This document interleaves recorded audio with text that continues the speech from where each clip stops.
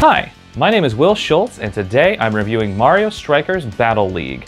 I've always preferred arcade games to their more simulation-y counterparts, so Mario sports titles have always been an area of interest of mine. This one in particular combines my love of soccer with crazy arcade antics and power-ups. But let's see how good it is. My absolute favorite thing about Mario Strikers Battle League is the presentation. Oh my goodness, I am in love with how this game presents itself. Mario Strikers has always had kind of an over-the-top sort of aesthetic to it that is maintained in Battle League.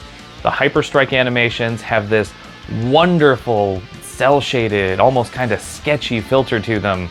Everything looks really great. The match intros go way harder than they need to. Special animations for scoring goals and winning matches or tournaments. Everything about this game's presentation is phenomenal and is my favorite part of the experience. But that isn't to say the gameplay isn't up to par. Mario Strikers Battle League is a fast-paced, frantic, chaotic, soccer-esque experience. I say soccer-esque because there are no fouls. You can just tackle somebody who is not even on the ball, and absolutely no punishment will come to you. The other team will get a special exclusive power-up that only their team can pick up, but sometimes it's worth it. That was really the hardest thing for me to come to terms with. When I started playing Battle League, I tried to play it like a soccer game. And that was a mistake. Battle League is about being aggressive and fast-paced and not being afraid to tackle somebody. You need to play this game like the bad guys in an 80s sports film. That's how you have to approach it. You need to be as Cobra Kai as you possibly can. Mario Strikers Battle League also has a honestly refreshing amount of complexity to it. You can play the game on a very surface level with basic passes and shots and tackles, and you'll probably do fine. You will definitely make it through the first normal difficulty tier of cups. But there is a layer of complexity in there. If you time your button presses or charge up your shots before you take them, you can get bonuses. They'll be faster, more accurate, more likely to score. But if you are trying to play with just the really simple, basic passing, shooting approach, you are going to struggle against someone who is able to make the most of those more complex mechanics. You won't be right out of the running, but you're going to have a hard time. If you don't believe me, finish all the normal cups and take on the galactic level circuit. That's where the opposing AI will really start to play nasty. And you'll find out that you need to get those mechanics down if you're going to have a real shot. I've won games without using them, but man, they were close. But this two-tier complexity isn't necessarily a bad thing. My son, who is, on the younger side of things, he can play the game with some success. He can win matches against lower level AIs and have a great time doing it. And then I can get the challenge that I need when I play like Galactic Cups or higher level AIs or something. We're both pretty happy most of the time. Another layer of complexity gets laid over top of the mechanics with the gear system. You can equip characters with different pieces of gear, helmets, boots, body pieces, gloves, the works. And they'll take your stats and you can kind of adjust them. You can make some hyper specialists, you can make some all-rounders. You can really take the characters you want and sculpt them into what you would like them to be. I found that pretty refreshing because I don't know about you, but sometimes I would like a powerhouse of a player who isn't Donkey Kong or Bowser or Wario. Maybe I want Toad to tackle like a freight train. And with gear, he can. My main complaint about Mario Strikers Battle League has got to be that it's pretty light on content, to be honest.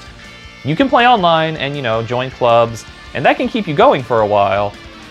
But there's really not a ton of offline to be had. You can do exhibition matches, you can play with your friends at home, online, whatever, and the cup circuit. What I would call the main single-player mode for Mario Strikers Battle League is really just two tiers. You beat them all the first time, and then you unlock the Galactic Circuit, which is the same cups, but the AI is more difficult. And then after that, that's it. The roster is also surprisingly small. Like, where's Daisy? Where's Daisy? Daisy's nowhere to be seen. I'm sure they're going to add Daisy and more characters later as DLC. But I'm playing the game right now and Daisy's not here. And I'm kind of taking offense to that a little bit, if I'm going to be honest with you. This almost reads like part of a slightly worrying trend where these Mario sports games come out, they're fairly content light at launch, and more stuff gets added later. The problem in this comes from the fact that Nintendo can kind of take a long time to add new content to these games. So we might get another round of cups, we might get some different cups, we might get some new characters, but how many of us are still going to be playing Battle League by the time that happens? I'm not saying that we need a ton of stuff, but we need a little bit more than we have right now. It wouldn't be a Megadad's review if I didn't come and tell you about how family-friendly this game is. This may surprise you, but this Mario sports title is pretty darn family-friendly. The only real thing that's going to keep the youngest of players from enjoying the experience is the mechanical complexity.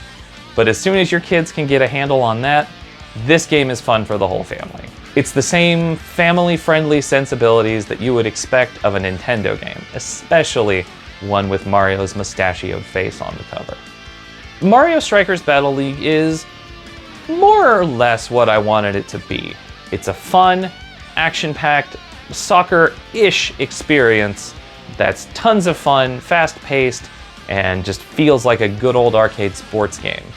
It does feel a little light on content, and there are some glaring omissions from the roster, and the complexity can kind of put a big gap between the low end of the spectrum and the top end of the spectrum.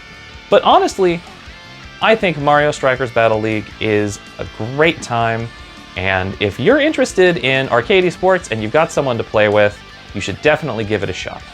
That's why I'm giving Mario Strikers Battle League a 4 out of 5.